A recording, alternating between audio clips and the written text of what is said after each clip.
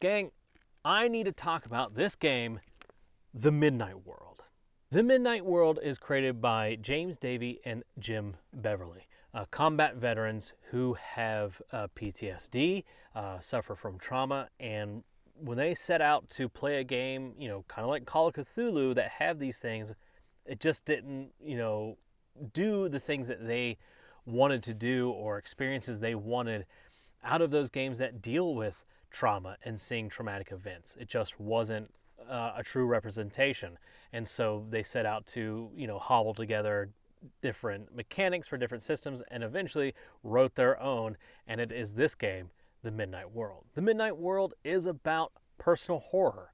It is about dread. It is about seeing these cosmic horrors and how they affect you and how that trauma affects your daily life and the things that you are trying to do and as you try to combat them. There is a similarity, I should say, to Apocalypse Keys in that you have these special powers, in this case in the Midnight World, dread manifestations, and as you use them, there's a chance of becoming the horror yourself. Like in Apocalypse Keys, you could eventually, be taken over and be responsible for an apocalyptic event.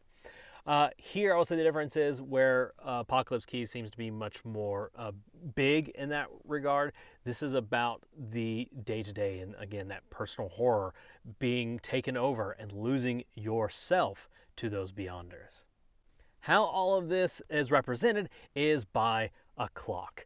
I know a lot of people who play Forged in the Dark, you're going to already have an idea of what this clock may look like. Well, it's not that, but it is super cool and I think very, very well done and helps support that feeling of personal dread. The clock is broken down into hours, minutes, and seconds, each with a 12.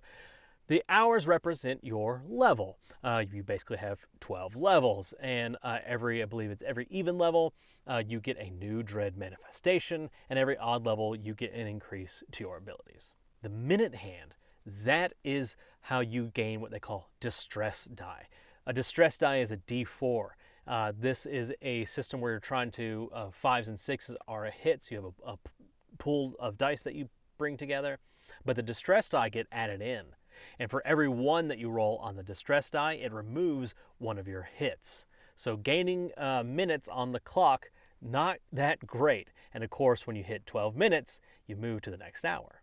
Seconds are your ability to kind of control things a little bit. Rerolls, you can also upgrade a die from a D6 from one of your abilities up to a D8, or you can spend up to like 6 seconds to reroll all your dice. Of course, once you hit 12 seconds, you get a new minute, and of course that minute rolls over, you may get a new hour. Of course, what that means is once that character starts getting new powers, new abilities, they want to start using them. And of course, the more you use your dread manifestations, the more that clock starts going up until eventually you hit midnight and lose your character to the Beyonder and lose your character to that dramatic event. And I think that is a really awesome way to represent this whole thing is you're playing your character and watching slowly, dreadfully, as they get closer and closer to midnight as you're trying to combat these things that you're trying to win something over, right? You're trying to gain and regain and maintain your humanity, but sometimes it's just a slippery slope. When you're building your character, you can roll on these really cool tables that says one day you roll a d20, and we'll talk about the traumatic event you experienced. And you build them out through these things, and it gains all your mechanics.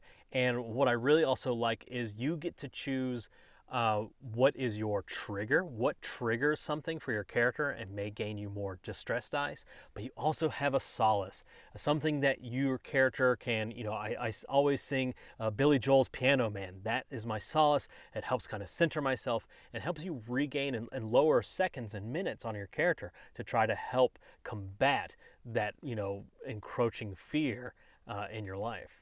If all this sounds awesome to you, please check out The Midnight World or look for The Velvet Lodge on Elder Eye Entertainment on YouTube. I swear I listen to all these episodes coming up to and back from Gen Con.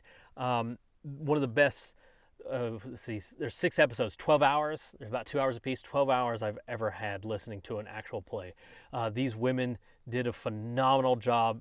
I'm crying, literal, like just feeling for every one of these characters and the moments that they go through. An incredible improvisational acting amongst everybody, and it ends in such a way that you'll never guess it, I promise. So check out The Midnight World and The Velvet Lodge. All right, we'll give you another game review soon.